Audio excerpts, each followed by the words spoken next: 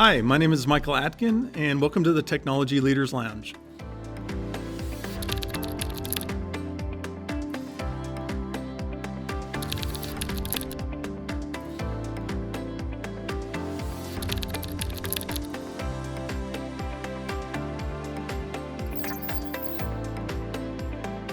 I'm an assistant professor at K-State Salina, and in this series we explore emerging technologies, new technologies, and talk to some of the experts surrounding those.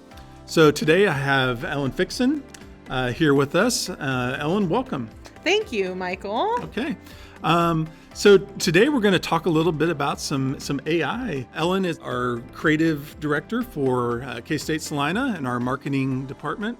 And Ellen, you've just finished your master's degree and graduated. In your thesis, you explored the topics of AI in the design industry, which is fascinating for me because I come from some of those that background in that world. So tell us a little bit about what got you interested in this research. Well, Michael, as you just mentioned, I am a graphic designer by trade, and even though AI has been around for a long time, it's really starting to affect the more creative industries. Yeah. So that kind of led me to being interested in looking into how that impacts, especially businesses, brands, their marketing, their visual elements, and kind of work towards bringing awareness to businesses about the deficiencies that can come along with using artificial intelligence for their graphic design. What are some of these deficiencies that your research has shown? Really what it boils down to, the largest issue that people don't realize is that AI technology has its limitations. AI can only pull from the things it's been trained on, so that makes it have limited resources, limited templates, limited imagery, and when you really think about it, if there are other competitors using the same AI as you, they're also getting those limited resources.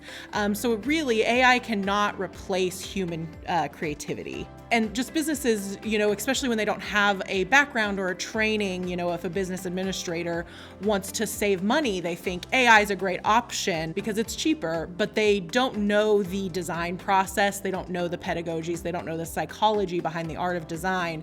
So then they could really miss out on what makes design successful and how that can hurt their business. So in my research, because of that, I focused on three main areas, which was the pros and cons of automation, how graphic designers can collaborate with AI successfully, and then also how graphic design impacts your business. Okay, that's really interesting. We talked about the deficiencies, but how does this kind of impact business overall? Yeah, for sure.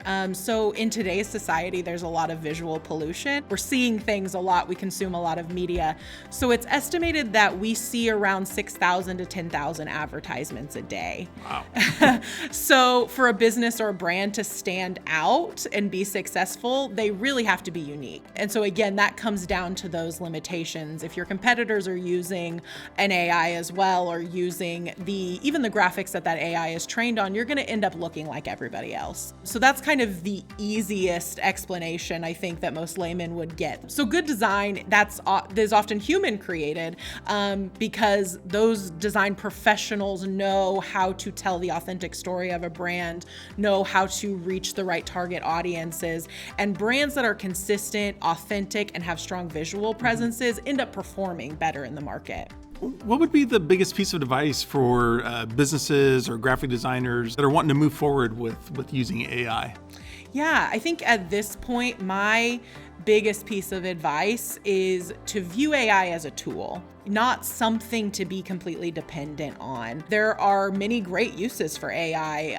It can really up productivity, it can streamline, repetitive processes. But at the end of the day, I think that AI should empower designers and businesses, not be something that we expect to do all the work for us. Kind of one last question. What are your next steps with this? Do you plan to do more research? Kind of where do you go from here? So this is actually part of that. Definitely getting the word out is one big thing about an awareness campaign. Right now, all of the research is housed on my personal website, but in a perfect world, with an unlimited budget, I do have a website designed through this research that I would get developed, advertised, try to go to speaking events where I could inform businesses about these issues to kind of, ensure that they are understanding, when would be good use cases and not, and make sure that they're still employing human designers when it's appropriate. Lastly, there definitely is more research in this area to be done. Doing this research has really led me to ask more questions about how technology is really going to impact our industries going forward,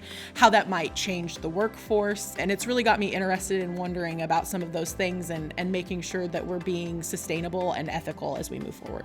Great. Well, Ellen, thanks for joining us. Again, thanks for joining us on the Technology Leaders Lounge, and we'll talk to you later.